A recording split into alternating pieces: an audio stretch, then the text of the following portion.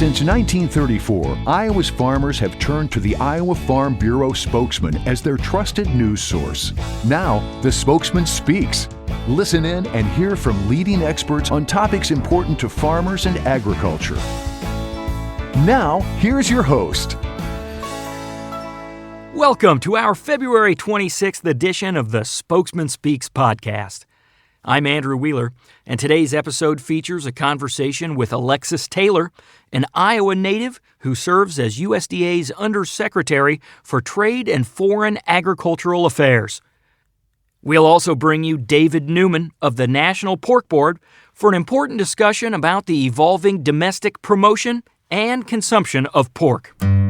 But let's start with USDA Under Secretary Alexis Taylor, who caught up with spokesman editor Tom Block in late January at the American Farm Bureau Annual Convention in Salt Lake City.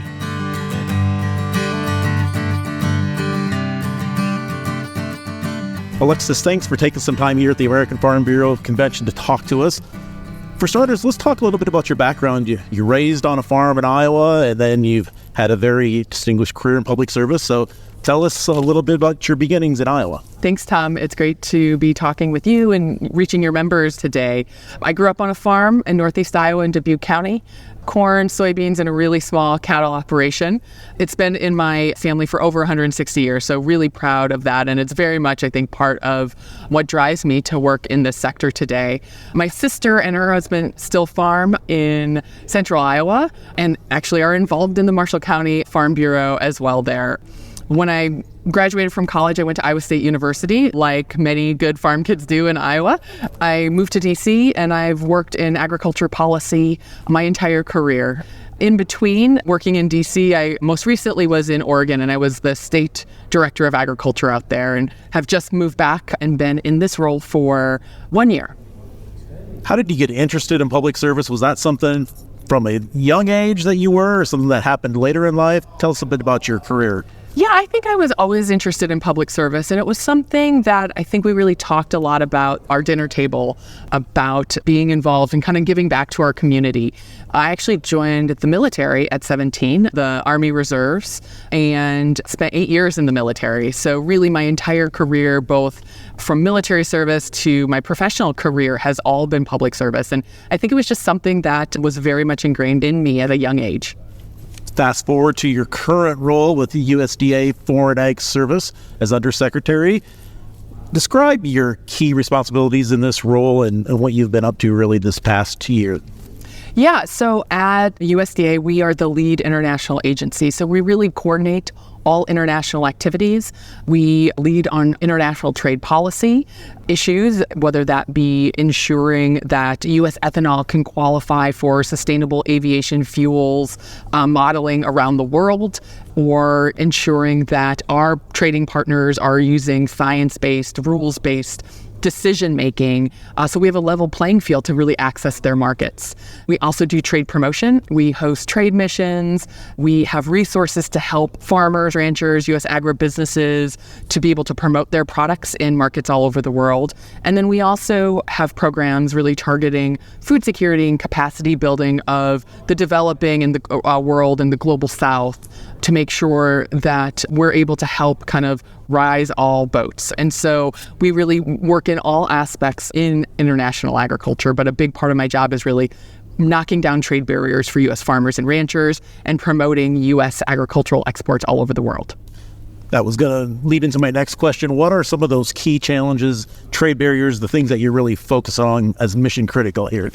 There's a variety, I think, of challenges depending on the market you're in. Often we have, non-tariff barriers, things that are limiting our access. So I work with trading partners all over the world to make sure that, again, they're following science and a rules-based system, and U.S. products can get in and access that market. There are also trade barriers that we're experiencing, and also work with trading partners to try and reduce those trade barriers. And we've seen some success. Just last year, we actually were able to secure 9 tariff reductions from India on U.S. food and agricultural products. And it's really impacted some of our exports there. So we're really excited about those tariff reductions that we've seen there, but in also other places like in Vietnam early last year, where we were able to get a tariff reduction on corn, wheat, and pork.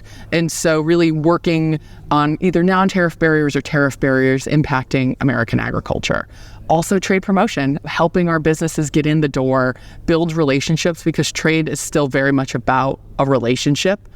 And just last October, we created and announced a new program, the Regional Agriculture Promotion Program, known as RAP, where we are investing $1.2 billion to support our U.S. agricultural industry to expand into new markets or grow into existing markets. And so we're really excited to provide these new resources to our food and ag sector.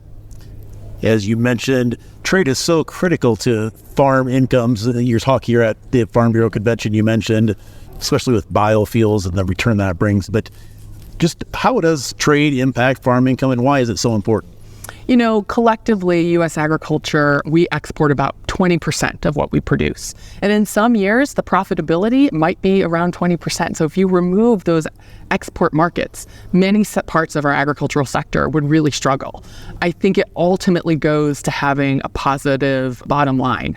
Also, many of the commodities being produced, certainly the grains, our livestock and meat products, those are global commodities, right? And so making sure that we have strong export markets help elevate and keep up with the U.S. price. And so I think it's a really important part of farmer profitability is making sure trade is working, making sure we have open markets to U.S. food and agricultural products, and then making sure we have the relationships to be able to actually sell those products. You have led several trade missions, as you mentioned, in the past year, and a big, heavy schedule coming up this year. Hit some of the highlights of both looking back at the countries that you visited last year, and as well as were you looking forward to this year? Yeah, I led all 5 last year, and if you asked me to name them, I would probably almost draw a blank. But I will say there are a couple key areas, both last year and looking forward to this year, and it's really important to our market diversification work. For instance, Asia, I think, is critical, Southeast Asia in particular. We were in Malaysia and Singapore, Japan at the beginning of last year. We're headed to Vietnam with buyers in from Thailand this year. Africa is also, I think, really important with a lot of growth potential and a lot of untapped potential that we really haven't capitalized on it collectively from U.S. agriculture. So Angola will be next month, and then Morocco at the end of this year, with buyers kind of from Francophone West Africa coming in. Latin America, super important. Some of our oldest trade agreements, some of our strongest and oldest trading relationships. So we were in Chile, and we're also heading to Colombia this year. So I think we really try to hit a diversity of markets. So regardless of your industry, the commodity, or the food or ag product you're producing, there is something for you in what we're offering as a trade mission from USDA. Yeah, you're really touching a lot of those emerging markets. And then, of course, there's our traditional trade partners. China is a major one, and then our closest neighbors, Canada and Mexico. What are some of the things going on with those 3 countries? Yeah, so you just listed our 3 top markets, right? And so while we are really focused on market diversification, that does not mean at the expense of our traditional strongest and largest markets. We're actually leading a trade mission. It's a little bit differently focused to Canada. It'll be tribal focused for tribal-owned businesses to Canada this summer, but also really looking to continue to invest in those long-term relationships. Obviously, we have some different dynamics going on with both Canada and Mexico for different reasons under USMCA, but while we continue to work to resolve those challenges, we want to continue to invest in that relationship because they are so important. China also equally is important, particularly for Iowa farmers, but it is a challenging market. We actually just met with China.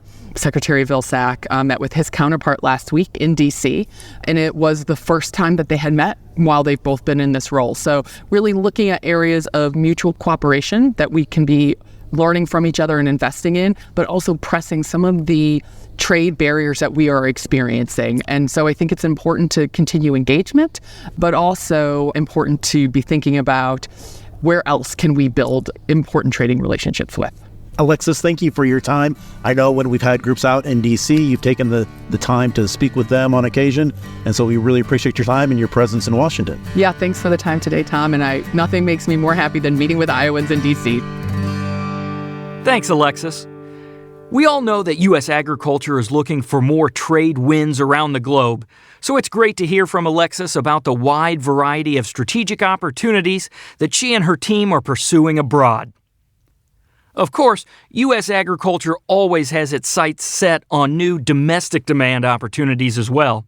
And for that, we'll bring on David Newman, who's the Senior Vice President of Market Growth for the National Pork Board. David sat down with spokesman reporter Corey Munson during the Iowa Pork Congress to discuss the Pork Board's strategy for appealing to the changing needs of today's emerging pork consumers. David, thank you so much for taking the time to talk with us. And we want to spend a few minutes kind of learning more about the Pork Board's promotion to U.S. consumers, kind of how your activities play into that. So can you kind of describe, first off, what is the average pork consumer in the U.S. look like today? Sure. What we focus on at the Pork Board, if we're talking about domestic, which is really important right now, this domestic consumption piece, is we have an ever-changing consumer. And the new consumer of pork, if you will, is really focusing on the younger generations. So think about millennials, Gen Zs. Those are going to be our emerging consumer, where the baby boomer generation was actually the generation that has carried a significant amount of the weight in terms of consumption in the U.S. over the last 20 or 30 years. So today's consumer is a blend of both. Those existing baby boomer generation where pork is very relevant to them, and the newer consumer thinks differently. They shop differently, they behave differently, they grew up in a digital era, and so we need to be able to understand who they are, where they are, how they shop, how they cook, the ingredient that they want, the recipes they're looking for. That is the focus on understanding today's consumer. So what you're saying is that the average pork consumer does not look like one person. It's a variety of folks. That's right. At the Pork Board, we have conducted a significant amount of research in our data and insights engine, which is what we call it, where we have actually segmented the consumer. So what that means is we're learning more about and know more about today's consumer and the future consumer of pork than we've ever known before. It can't just be defined, to your point, as one individual person.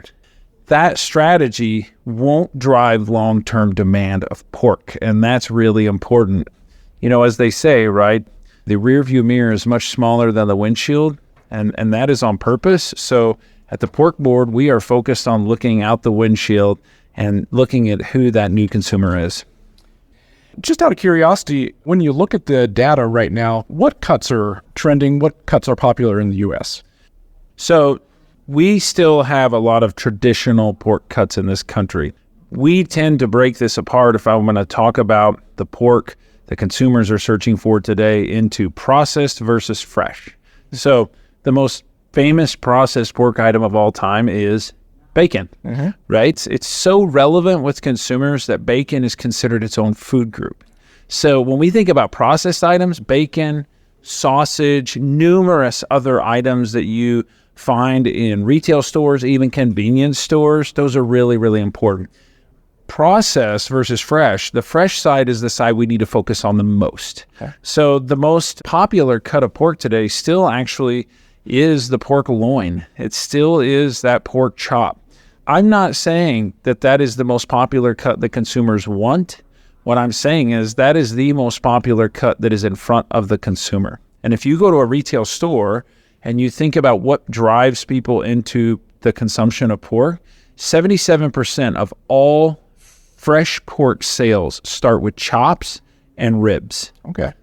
There are other cuts too that are still very popular. Think along the lines of a pork shoulder roast for pulled pork. And we are starting to see some emerging popular cuts, things that might be considered cutting edge.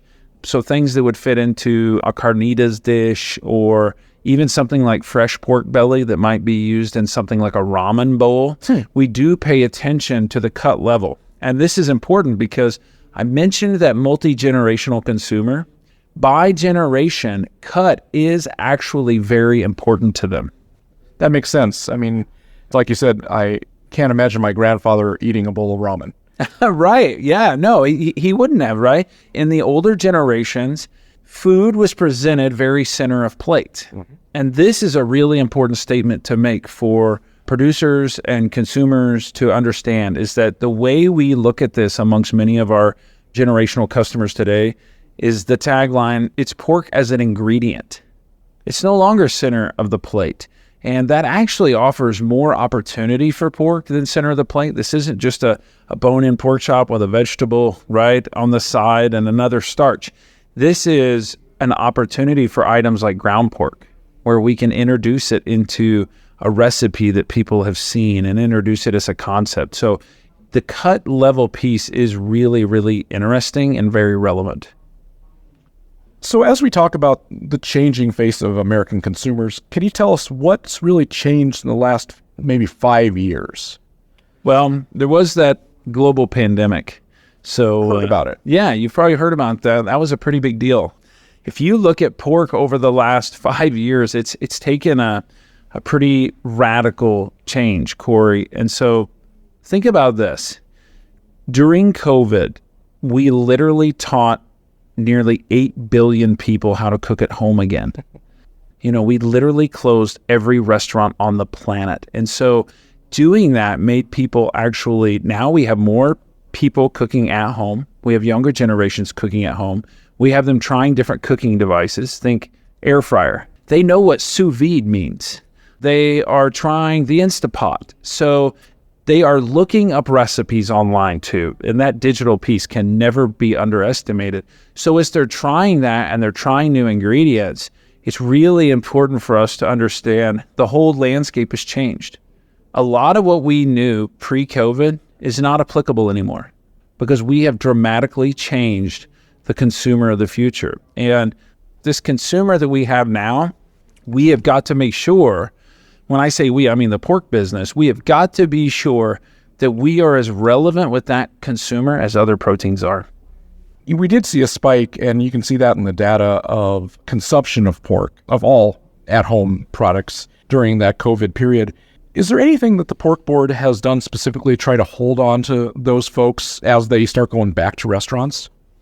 Certainly we have. So as we are identifying this pork consumer, right, the existing pork consumer, the heavy pork user, lapsed buyers, the future consumer, there's various breaks, remember, that we talked about. What we're doing right now is we're taking that information and we're focusing in, especially on groups that we know are heavy pork users today. As we think about these efforts, it's about focusing in and fishing where the fish are, if you will. And I'll give you a great example of that is the focus that we put on multicultural audiences. So we have a very specific campaign that is focused towards the Hispanic audience in the United States. We have a program at National Pork Board called Ponle Pork, and literally translates into add pork. Think about that piece about pork as an ingredient. And we're focusing in on the key Hispanic markets. So LA, Riverside, Houston, Dallas, Miami, Atlanta. So as we think about those cities, and we're getting those through our data and insights engines, this isn't guessing. We know where the fish are, and we need to know what the fish want to eat. And so as we actually go out and we get more reach with those individual consumers, we are able to measure drivable sales to them without just putting it on sale. So I mentioned Hispanic. We also have a marketing campaign that is built around the African-American consumer. It's called Don't Miss the Flavor, also called Soulful Pork. We're not taking a shotgun approach to this. We don't have enough money or manpower to take a shotgun approach to this. We're taking a very targeted approach, responsibly using producer dollars. That's an important component of what we do at Checkoff, to actually reach those consumers where they are, where they live, where they shop, the recipes they're looking at. And we are seeing a return there, if you average those two campaigns, of about a 10-to-1 return. We are driving attributable sales, and that is really important. We need to build on that beyond multicultural to all consumer. You mentioned earlier kind of younger consumers and how they figure into what you're working on. So what strategies are in place and what are you developing to hook those future generations and to make sure that they will be lifelong pork consumers? And kind of fighting back against some of the negativity that we find online about our industry and about, how the animals are raised and how, the environmental impact, for instance? I'm going to be very candid here when we look at the research and we look at the results of what we are gathering at the Pork Board and how we're establishing a targeted approach. We need to focus on those younger consumers. We are not winning with younger consumers. As much as I would like to say we are winning with younger consumers, the truth is we're not very relevant as a protein versus other proteins in the marketplace with millennials, with Gen Zs, right, who are the growing portion of our population. So we are focusing on actually reaching those consumers now, but it's a long-term approach to build that relevance back with them. What is the most important characteristic to the consumer? That characteristic is taste and flavor. It's something around the flavor profile. And if you really think about this, flavor is what makes people choose all foods. Here's the great news. We're very flavorful. We're awesome. We have bacon, right? But we have more than bacon. We have barbecue. We have breakfast, but we need to be lunch. We need to be supper. We also fit very, very well, as I mentioned, with multicultural consumers. So we do work well in El Pastor. We do work well in ramen. We do work well in carnitas. So we need to focus on that taste and flavor piece. Here's the lookout. The number one barrier to consumption is nutrition. So we have a audience of consumers in this country who do not believe that pork is healthy for them. We actually have an audience of consumers who have been told that red meat is bad for them versus other proteins or other diets, which is actually not true. And so over the last 5 years, the Pork Board has made significant investments in human nutrition research and actually engaging with registered dietitians, engaging with physicians to really debunk the myths around red meat and specifically around pork. Because if you think about the attributes of red meat, protein, iron, vitamin B6, vitamin B12, niacin, riboflavin, zinc, we could go on and on and on. All of these things are literally crucial to human survival, but they're also part of a healthy diet. And so we want to celebrate that, but it's not just about pig farmers and pork marketing people celebrating it. We need to make consumers believe it because it's true. So while we do come after them with flavor and taste and we think about those things, we need to make sure that we're also reaching them about the nutritional profile of the meat that they're eating. So I would say this is a great time to say there's no silver bullet for this. There's no one answer. It's a variety of efforts. That's right. This is an approach that requires diligence. This is an approach that requires great insights and data. We have that. We can check that box. This is also an approach that, to be candid, is going to require hard work and be a long-term play. You can't be in this halfway. If you want to change the perception of consumers and you want to drive them to your product, you need to be very diligent about communicating with them. There's no one silver bullet that's going to solve this for our industry. So what I would say is you can't create push-through demand. You have to create pull-through. So we have to become relevant for the consumers so that they create pull-through into the market. And doing that will lead to innovation. Doing that will lead to success for the U.S. pork industry. How can producers help from their farm, from meetings like Pork Congress where we're at today? How can they get involved? Sure. Well, there's a variety of ways. First off, I would say, don't forget that you are a great advocate for this business. And so this can't be 10, 15, 20 people at the Pork Board or elsewhere that are out there, preaching this, that this is our targeted approach. What I would say is don't underestimate the value of talking to your neighbors. Don't underestimate the value of you being a spokesperson. How can you get involved with the checkoff? We send out weekly newsletters. If you literally go to pork.org, it's the easiest website ever. We have a newsletter that you can sign up for that will tell you about the activities we have going on, promotional activities we have going on. That's both domestically and internationally. And if you want to get involved in a task force, if you want to learn more and really dig deep on these activities, we need producer leaders to get signed up and to be a part of this. And the other thing I would say is that we recognize where the industry is at right now. It's challenging. It's a tough time out there. We are in the fight with producers, and we are doing everything we can, all hands on deck around this demand issue, and as well as issues around sustainability, which is very important. Foreign animal disease prevention, which is very important, right? Engaging with our consumers about things like pork quality assurance and how we make sure that our foreign and domestic customers all know that we are producing the safest, highest quality product in the world. So if you want to get involved, I would lead you to signing up at our website or reach out directly to one of us, and let's get you engaged. Nothing beats the pork and other real meat products that come from Iowa's livestock farms. And we have an amazing product and story to share. So it's helpful to hear from David and other experts in this space about how today's younger generations of consumers want to consume that product. That brings us to the end of this podcast episode, but before we wrap things up, I want to remind you about Iowa Farm Bureau's upcoming Acres of Opportunity Conference.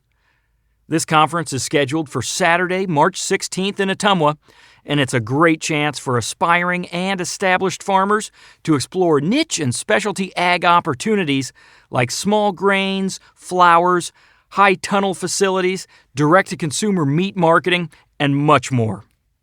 Now, this conference has actually been sold out the last couple of years, so I definitely encourage you to lock down your spot now. Registration is free for Iowa Farm Bureau members and $60 for non-members. You can find more information and register through the link that's down in the notes for this episode, or you can visit iowafarmbureau.com. That's all for this episode of the Spokesman Speaks podcast. We hope you enjoyed it and that you'll join us for the next one on March 11th. Thank you for doing the work that inspires everything we do here at the Iowa Farm Bureau, and thanks for listening to the Spokesman Speaks. Thank you for listening to The Spokesman Speaks, a podcast by Iowa Farm Bureau. Check out more podcast episodes at iowafarmbureau.com/podcast. You can also find and subscribe to the Spokesman Speaks podcast in the Apple Podcasts app, Google Podcasts, Spotify, iHeartRadio, and other popular podcast apps. We appreciate your ratings and reviews, and we welcome you to email us your feedback at podcast@ifbf.org.